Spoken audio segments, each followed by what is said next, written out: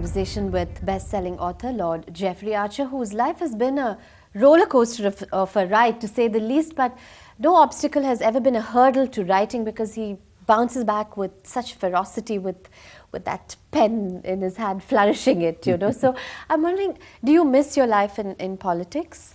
Well, not now. I think it's a new, younger generation who are in charge of the country, and you accept that and get on with it. I'm still fascinated by it. I'm trying hard in your papers to follow what's happening in Libya, which is not as easy in the Indian papers.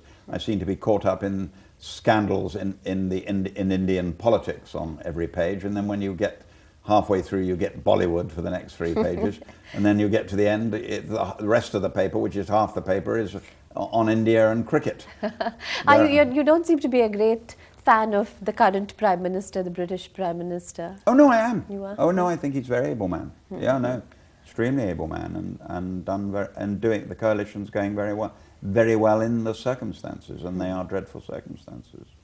Your role as a charity auctioneer, you've raised a lot of funds for several causes. Would you like to talk about that? I enjoy being a charity auctioneer. It's great fun. I've raised £39 million in 30 years. And I did one literally the day before I came to India for a charity called Sense, who give money to Indian children who are blind and deaf. Can you imagine being blind and deaf? And so my last auction was for that, raised about £50,000 for that wonderful cause. And we had a little Indian boy on stage who was blind and deaf, but talking with his hands. Quite amazing. And you've also been investing money in theatrical productions. You love theatre. I adore the theatre, and I invest in a lot of musicals. In particular, Greece. I own 50% of Greece, and I now have money in Dirty Dancing and Chicago and The Sound of Music. It's quite a good way of investing your money. Have you ever considered acting? No, you've written screenplays, but have you ever been... Well, you can't do everything. I prefer to be a writer. I admire actors and enjoy performing. I enjoy speaking at public meetings, but writing is what I really enjoy doing.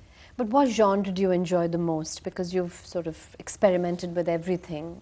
Is it the short story? I like short stories, yes. And the Indian people like short stories too. Of course, you have a great tradition with R.K. Narayan. He's probably one of the greatest short story writers that's ever lived.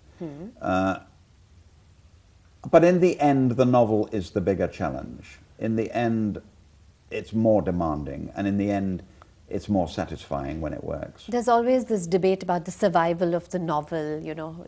There's always the debate about the survival of the novel. And when your grandson is interviewing my granddaughter, there's always been this debate about the survival. No, the novel will always survive. People need stories. People love stories. You're going on about Cain and Abel, which is very kind of you. I wrote it 31 years ago. You must have, well, you won't be born then. Yeah, just about. No, not just about, but yeah. Yeah. What do you think about people reading on the computer now? What's it called? Kindle. The Kindle, yeah. Yeah, I have one myself, and they're ideal for airplanes. They're ideal. You see, I'm in 11 airplanes between now and going home. So I don't want 11 books. The Kindle, I can put all 11 on. So that's the way we're going, I'm afraid. I mean, 7% of my readers now read me on Kindle. But the truth is, or so Amazon tried to tell me, that in 20 years' time, or even less, by 2020, they are suggesting 50% of reading will be on a machine. Well, that'll be sad, because I like to hold a book. I like to have a book in my hands and feel it. I like to feel the pages turning. I like to actually, it's good. And so, but then, as I reminded you at the beginning, I'm 70 3/4, so maybe I'm out of date. You know, I have to refer to Ian McEwan again, who said, because he's one of my favorite writers, he said recently that as time goes, he finds it very difficult to be in the foothills of a novel, he says, you know, because it's such an uphill climb to write it. So he says, as he goes into his 80s, it'll become the short story, and then he'll fold himself into the novella, he says, to quote him, and then the short story, and then he sees himself writing haiku. What about you? No, I shall go on writing the Clifton Chronicles. I'll be doing 5 of those in a row, and that'll take me through for the next 5 years. I keep getting stopped in India asking when the next set of short stories are coming out, so I say no, they will not come out until I've finished the Clifton Chronicles, so you won't get another set of short stories for 5 or 6 years. You have a home in London, in Cambridge and in Mallorca, yes? Among others? They're quite right. No, just the 3. So does it make a difference where you sit and write? Well, I like peace and quiet. And Mallorca, there are no phones, there are no people to talk to me. I have a beautiful view over the sea. I have a study that's built into a cliff and just looks over a sea, and the house is behind it. So I can focus on actually writing the book. But when you've been a writer for this long, can you just sit anywhere and write in a noisy, crowded place? I could write the story here. I could sit down and write it if I had to. I make the atmosphere and life I want. That's a great privilege of being a writer. But if I had to, I could do it anyway. Have your sons taken after you? You have 2 sons. No, I have one son who's a banker and one son who's a cameraman. Cameraman, producer, director is what he'd like to be. But no, neither of them write. So what would you like to be known as?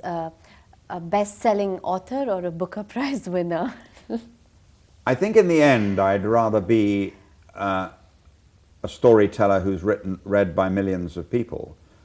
I've suddenly started winning awards in France and Germany. I don't think I ever will in England, but I've suddenly started winning awards in France and Germany. They're now acknowledging that I'm a writer as well as a storyteller. But if you ask me, would I rather have 50 million people who had read Cain and Abel in India, or would I rather be Patrick White and have the Nobel Prize? I'd rather have 50 million readers in India. But does that rankle just a little bit that you just said that you may not win an award in the UK? You've got to live with it. If people think you're successful, if people think you're popular, they downgrade you as being not... you have to be almost unread to win awards. The secret is, I can't write that sort of book. I tell a story. I'm sure you can. But I don't want... I'm quite happy to have this judged on, because I think this is the best thing I've ever done. And but say a few years ago, has that dilemma ever been in your mind, somewhere at the back of your mind? No, not important. When you think Dumas didn't have a statue raised to him in Paris until 200 years after his death, but The Count of Monte Cristo is still a book people are reading. No, thank you very much. It's the storytellers people remember. And as Jeffrey said when he was in India the last time, I said, I'd like to quote you. He said that he feels very flattered that 50,000 women take him to bed every week. Quite right. What a lucky man I am.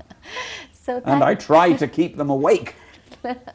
That's wonderful. Thank you for chatting with us on Off the Record. And of course, it's been a great honor and pleasure to meet you. Thank you very much indeed. Thank you. Thanks for joining us.